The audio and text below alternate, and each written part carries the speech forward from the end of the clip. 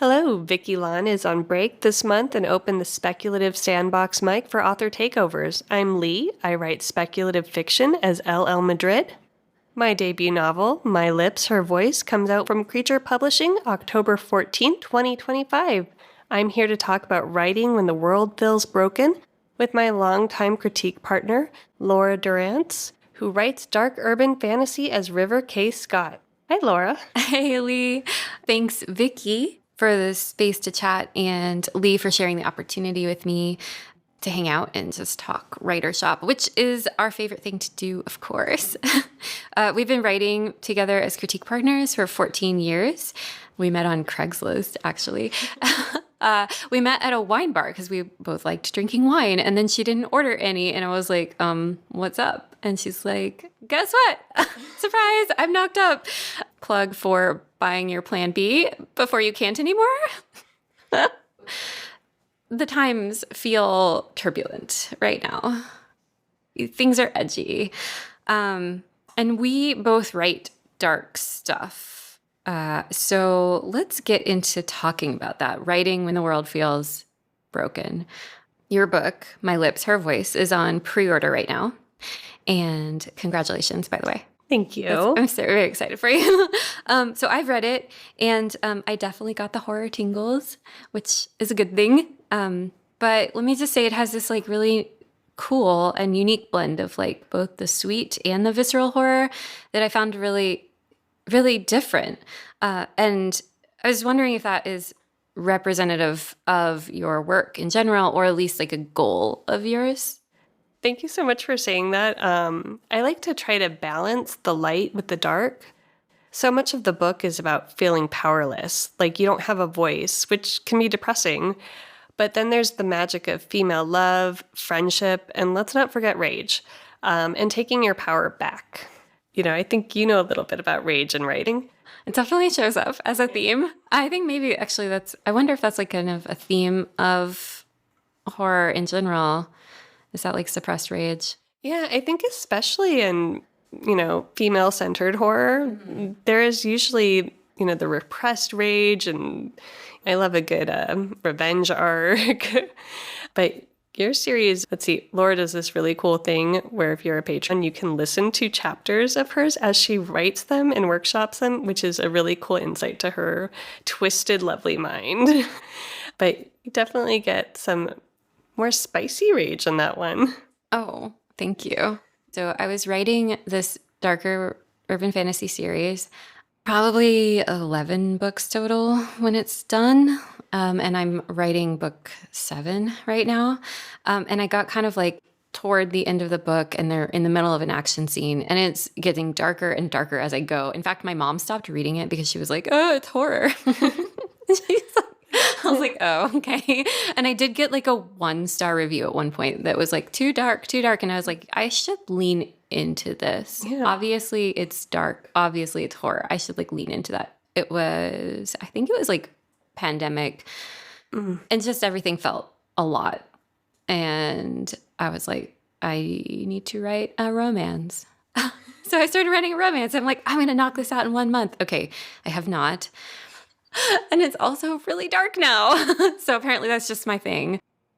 And that's kind of what I was wondering. Like, you have this like really sweetness to your horror. It's like, I don't know how to describe. Maybe I don't read enough horror. Is that pretty normal? Do you read a lot of horror? Yeah, I think it depends on the writer. Like, and maybe it's some horror aimed at younger audiences. Mine is young adult crossover. So I like having a little bit of hope, but a lot of horror traditionally ends either on a question, is the monster coming back? Oh. Or maybe it's vague, like you don't know if it's still there. Did we really defeat it? Because there's kind of almost a trope in horror sometimes where you'll have that little, everything seems like it's gone back to normal, but maybe the door creaks a little bit and we wonder, did they really banish the whatever they were trying to get rid of? I didn't realize that. So is it like for sure these are the tropes? This is like if you don't have that question at the end, it's not a true horror? No, I don't think it's, and I'm not an expert, and maybe it's books I tend to gravitate towards, because I can think of ones I've read recently that don't have that question at the end. But a lot of times there's a little slice of darkness still there, just like the evil could wake at any moment. All is good for now. For now.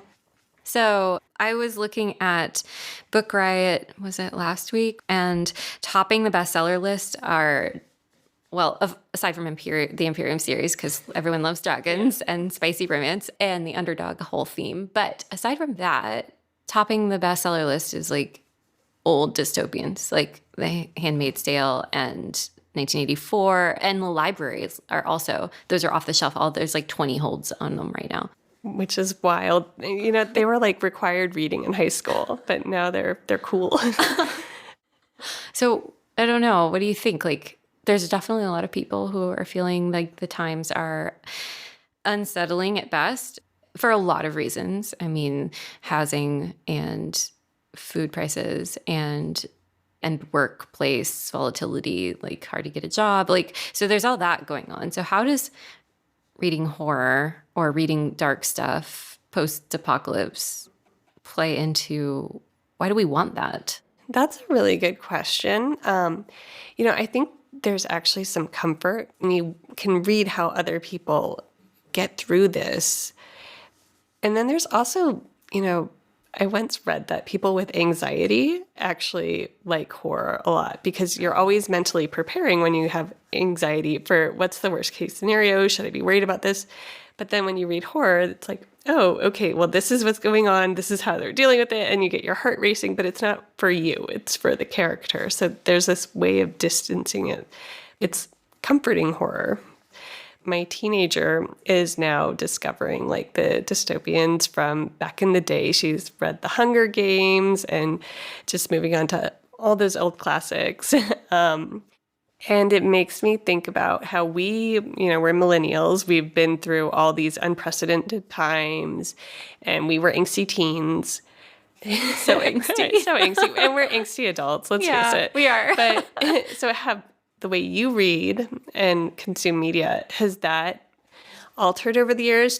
Were you an angsty teen reading emo, writing poetry? What were you like, and how are you? Is it different as an adult? Yeah. Also, is emo? Are we still using emo? I think it means something different now. Oh no, I'm not really sure. Oh gosh, I should Google it. I have to. Okay, yes, I definitely wrote a lot of like dark poetry, bad poetry. I probably have it. I was actually going to go look for it the other day. Like blood in the snow and slashing of wrists.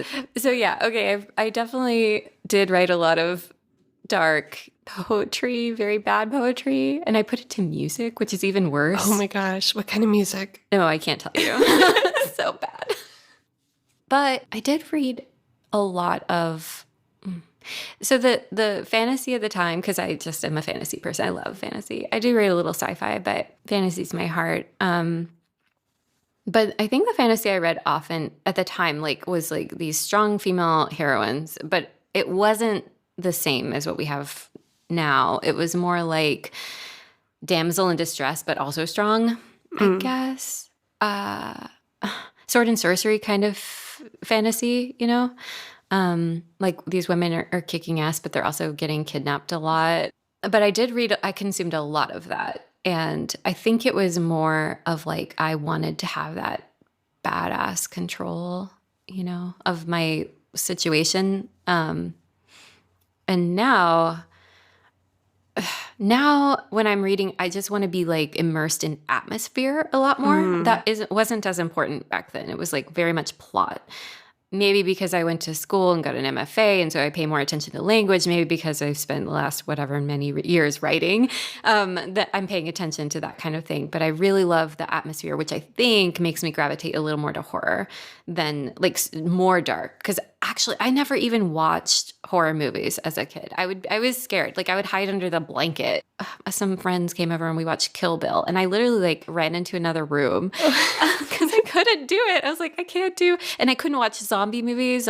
Vampires I loved, but zombies just the idea that a human could become this frothing thing, hungry, non-sentient thing was terrifying in a way I couldn't tolerate. So I think my tolerance has gone up for scary. How about you? Yeah. I also like cut my teeth on fantasy back in the day. I loved those like kind of trashy YA books that they had, like vampire series. Like I read so much of R.L. Stein. You just tore through them, and they didn't necessarily have that lovely tone and mood. They were junk food, but they were great. Now, horror is really interesting because there's a lot of small creators that you don't necessarily hear about, and they get to be a little weirder. There is a book I read kind of recently. It was Their Eyes Are the Best Part. The cover is great. It's a pair of chopsticks holding a blue eyeball. And it explores race and just that female rage again. And I can't think of how to talk about that book without spoiling anything, but there was a review that I think says it best that I saw in Goodreads, and it was just like, honestly, good for her. And I think the horror I really like, just at the end, you're like, yeah, good for her.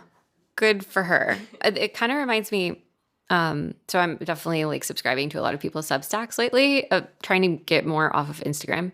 I got into Blue Sky briefly, and I don't know. It's just like Twitter or X, whatever. It's literally the same thing, and I don't like it that much. I like Instagram better, but then it's addictive. Anyway, so I'm like subscribing to these Substacks, and one of them I recently subscribed to, there was this quote that you're reminding me of with our conversation. An immigration lawyer, her name's Lenny Benson. She said, being in community is the way we get through the darkness.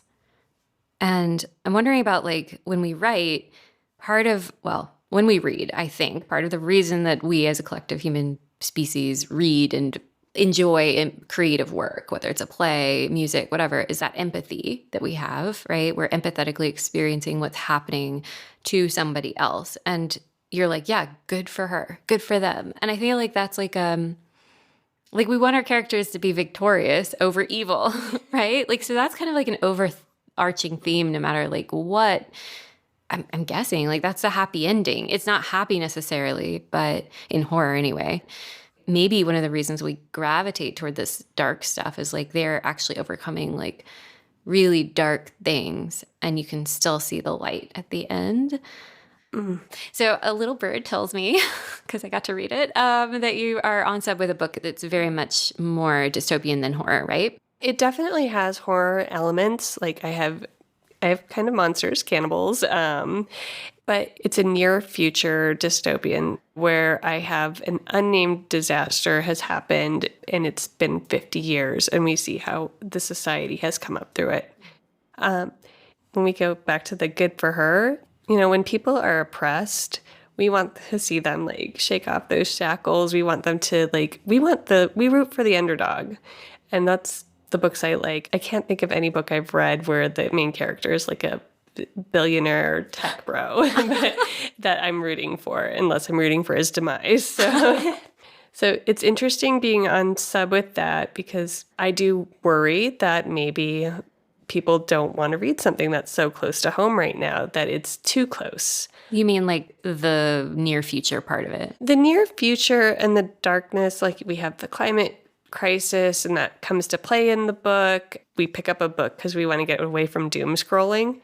Well, that's in the book. But I also think some people take comfort in like, I want to engage in this and see like that glimmer of hope at the end. Is your agent like offering direction? Yeah, she's excited about this story. We do wonder that, maybe it will take longer to get picked up because of the climate right now. I heard through the grapevine that editors are really seeking more like weird horror, or just kind of like things that feel a little bit more distant. Like we still want that spooky, dark feeling, but maybe we don't want it to be in our backyard. It's kind of reminding me of like why, like we go to a theme park and ride roller coasters, right? We don't actually want to have the bottoms dropping out of our stomachs on a regular basis. We don't want that in our backyard, as it were, like you're saying, but we do want to experience the full ride of the emotional spectrum. We want the safety of the book to experience that creepiness, that like adrenaline rush. It's all about the adrenaline. There is this study that I can't remember where I read it. I'll have to Google. But it was like, if you want to get laid and you're going on a date, you don't pick the rom-com. You pick the horror movie because it gets your adrenaline just so pumped. And then you feel connected, like you've survived something.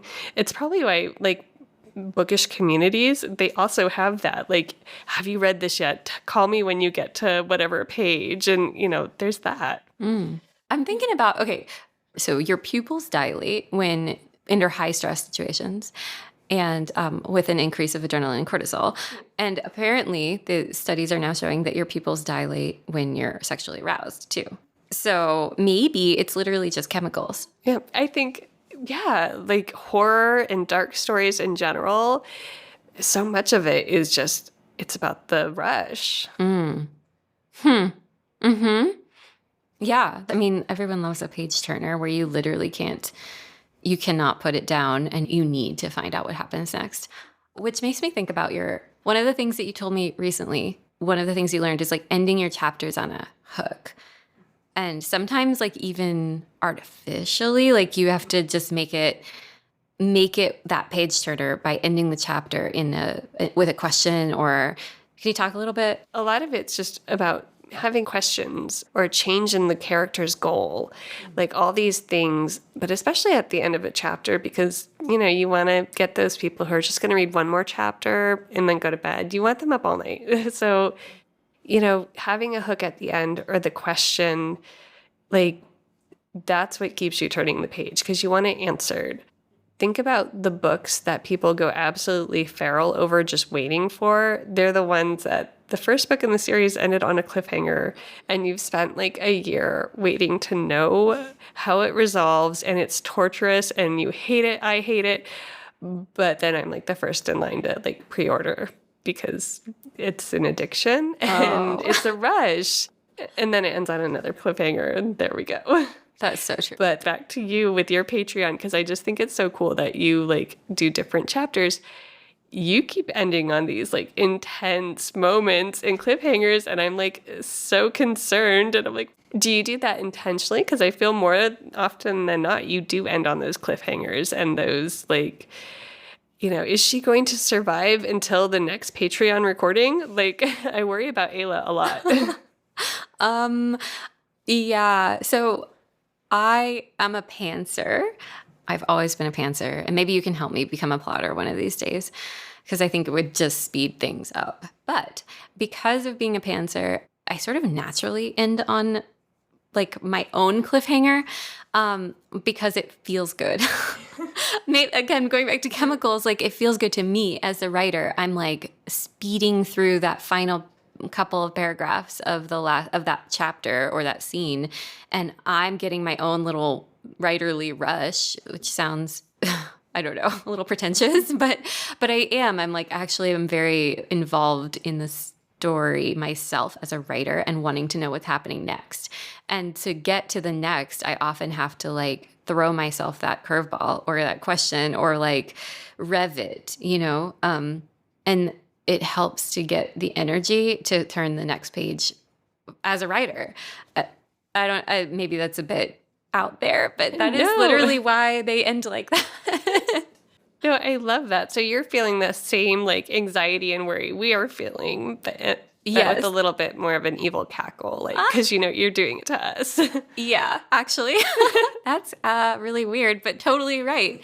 The other weird thing that I don't tell a lot of people because I write out loud. When I'm writing, I literally I'm typing the words and talking out loud. And when I'm not able to type out loud, I can't write well. Interesting. That is really cool. And I will share my weird thing that I've not shared with anyone because, we're just recording this. No one knows. No one knows. So sometimes when I don't know what's going to happen, and I can't figure it out, I get up from my desk and I literally lay on the floor. I don't know why the floor works best for this. It can't be like super comfortable. So I lay on the floor And I close my eyes and I like try to picture it like a movie. And, you know, especially if it's scary, I try to like scare myself, like what would be, and maybe that's why laying on the cold floor is like helps with it. It's just that whole. You're like, what's the scariest thing that could happen right now? Yes, I'm always trying to think of, you know, what's the scariest thing that could happen and how can I make it worse? Whoa. What's the scariest thing that could happen and how can I make it worse? I love that so much. I'm like, you can see literally the wheels turning. I'm like, ooh, I feel like I need to go back and maybe not scary because I am not writing horror. I don't know what I'm writing. Romantasy, dark romantasy, contemporary romantasy. I think like a dark romantasy with a speculative twist. Dang. It's good, whatever it is. Too hard. It's too hard. It's going to be hard to market. So speaking of marketing, I know we're going all over the place, but in the interest of like getting as much juicy stuff as we can, do you feel like crossovers have always been hard, but do you feel like right now that readers want the familiar, whatever genre it is, they want it to be familiar? Like, I'm picking up this genre and it's not crossing over, it's this genre. Do you feel like that's the case, or is it just... You know, I think it depends on the reader. And I think there's a lot of options right now, which can be a little daunting. We know romantasy has blown up in the last few years. And if you think about it, a lot of the books that are being marketed as romantasy, they're just fantasy that has romantic elements. Because when I think romantasy, I think Sarah J. Maas. But I've seen books that I don't think that's the heaviest component, but they're just pushing it. So it's sort of like when YA became a big thing, a lot of women writers were being put in YA even though their books weren't YA. So they shuffle it around. So sometimes it's a new branding of the same thing, and sometimes it's something new. And maybe adding heavier romantic elements makes it a little bit more palatable for someone who wants that like roller coaster feel, but also wants, you know, the squishy flutter feel. I've heard that, I don't know how they're going to say this, but like horror romantic books, like, I'm like trying to think. Horantasy? Oh no, horantasy. I mean, that's the true horror, right? Horantasy. So I've heard that is a thing that editors are actually looking for, but I don't know if that's true or not. I don't know how they would word it because horantasy can't be the word. That would be like horror fantasy horrance. And rants. Yeah, horrance. Horrance. Which is terrible. I'm glad that's above my pay grade. Right. At this point, should we apologize to Vicky for like taking over her? Vicky. Okay, yes. I have a couple more questions to ask you. We've known each other a long time. You and I were both raised religious. I was raised evangelical Christian. You were raised Catholic. And I'm wondering how religion plays, not necessarily your personal, beliefs, just religion in general, how that plays into themes that are darker, horror. I feel like a lot of horror has kind of darker religious threads through it. And I'm thinking right now of like medieval cathedrals and the stained glass windows or the bas reliefs of like sinners suffering in hell, being tortured by demons, things like that. And of course, I'm going to Western religions here, but do you feel like somehow that horror is like this secular version of exploring the religious questions or the spiritual questions that humans seem to have about the afterlife and what might come next for us? Oh, absolutely. Just thinking of that classic good and evil, and then just kind of that really base human instinct where we want bad people punished. We don't want good things for them, just to put it bluntly. But so with horror, a lot of times people aren't deserving of what's going on with that. You have the girl running in the woods from the slasher. She, maybe she wore a really short skirt, but that's not really reason to get stabbed. But, we can all relate to that, where at times bad things happen to good people and it's not deserved. And you have these larger than life villains, evil lurking around every corner. So I could see how, especially when these religions came about and different myths, it's a way to explain why these horrors happen every day to people. And then, you get a little creative with it and makes it a little fun. Yeah, that's really insightful. The question of dessert is always not dessert. My brain immediately is like chocolate. What? No, but the question of like who deserves what, that question is always on my mind, and I almost feel like deserve. The word deserve is a great myth. In all of our literature and in our community and our way of thinking, like what does it mean to really deserve something, whether good or bad? And not to be like too nihilistic and it's just whatever is going to happen is going to happen, but that is kind of how the world works. I feel like the horror aspect of our writing is sort of this exploration of can we get out of the world that we made for ourselves? What does it take to actually get out of it? And a lot of times it's luck. Like the last one standing isn't the smartest one or the brawniest one or, the prettiest one or whatever. It's just, it's what happens. Yeah. We have a lot of the chosen one narratives, but if you look at it, the chosen one, it's just luck, be it good luck or bad luck. You have this, for whatever reason, you're in a situation that's beyond your control, and these characters get put through hell, and some of them come out. And especially if you have a big like horror ensemble, you have who's going to be the first victim because, there's got to be a first. And sometimes it's kind of fun to guess who it is. And sometimes, you get those sadistic writers who they off the people you love the most. And then you're like, why? But that's how life feels. It's, it's random and then it feels inevitable at the same time. Right. That inevitability is a big one. So I feel like one of the key elements of horror is dread. Oh, yes. And like if romance, the key element is like who ends up with whom, dread is the thing that is pushing the story forward. And it's the familiar that you're craving. What is that? That is so weird. Why would we want to have this absolute inevitable outcome? We know for a fact that girl going into the woods is about to die. We know that for a fact that little kid opening the trap door, bad things are about to happen. We know this, and yet we want to see it. Is it sort of like watching the train wreck? Like this kind of weird, maybe unsavory parts of ourselves are we're exploring our own mortality.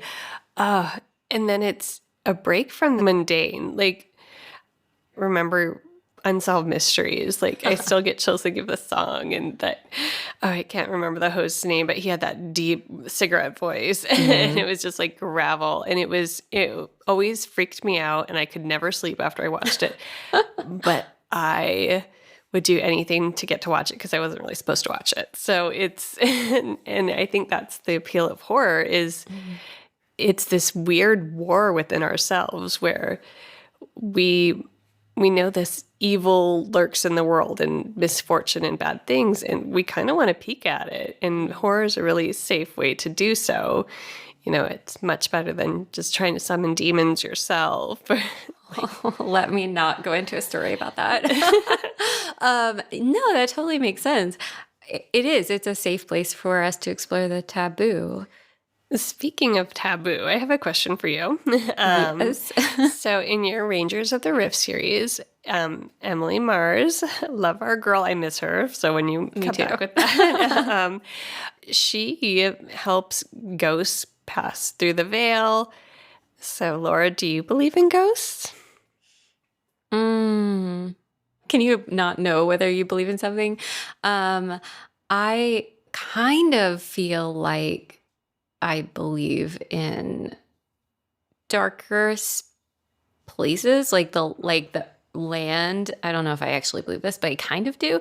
Like I sometimes will go hiking and feel like something isn't right here. I don't think that's a ghost necessarily, but like it's something that's feeling off. So I kind of wonder if places absorb, I don't know, it sounds so weird, but like maybe places absorb energy that's not like both good and bad. Maybe it's just that animate things have memory, whether it's a human being or a tree. I sometimes wonder what trees remember and what they know and what they're not telling us. So yeah, not ghosts so much, but it is one of my, like, I'm terrified of death. I am absolutely terrified of my own mortality. I'm a rock climber. And so when my partner goes rock climbing and I'm not with him, I'm like, oh my God, is he going to die? Is he going to come back to me? Or like when he falls asleep and I'm not asleep yet, if he's breathing slowly and he has a really low heartbeat, like his pulse is like 53 when he's sleeping. It's so low. That's really low. It runs in the family. But like, I'm like, what if it doesn't beat again? Like, I just have these really dreading, and I think maybe that's where I should be leaning into horror more in my writing, is to try to like get that out of my system. So maybe that as a writer is why I write some of the dark stuff, is to get it out in a safe way. And maybe as a reader, that's why we read it, is to like, yeah, explore it and go through those emotions in a safe way, in a safe place. What do they call it when people take small doses of poison to get immune to it or build up a tolerance? I'm just wondering, we read horror to make ourselves stronger to the real darkness in the world?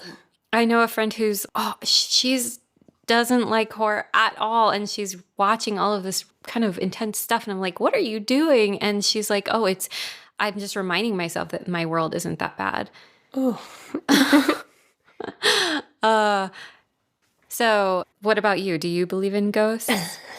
That is a tricky question because I'm a hardcore skeptic, but I once saw a ghost. And I mean, that's like the only explanation for like what it was, unless I was having a full-on hallucination, which is not something I have or is in my nature. But years and years ago, like another lifetime, I worked at a coffee shop and I was opening up early in the morning, and I thought I had left the door unlocked because there was a man suddenly in the lobby walking towards me, and I felt very frightened.